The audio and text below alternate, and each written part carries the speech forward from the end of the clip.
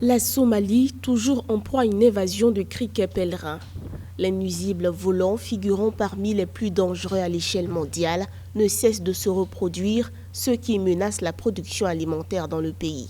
Situation face à laquelle l'OCHA, Bureau des Nations Unies pour la coordination des affaires humanitaires, renforce sa sensibilisation. Les pluies continues exacerbent encore la situation à laquelle s'ajoute la disponibilité de la végétation qui favorise le développement d'une autre génération de criquets pèlerins. Cette nouvelle génération, la quatrième depuis le début de l'invasion du nuisible en 2019, devrait naître dans le Somaliland, le Punt et le Galmudug. Zones où des bandes larvaires ont d'ores et déjà été aperçues. Pour parvenir à contenir cette invasion, l'Organisation des Nations Unies pour l'alimentation et l'agriculture FAO a apporté un soutien matériel afin d'accroître les capacités de surveillance et de contrôle du fléau.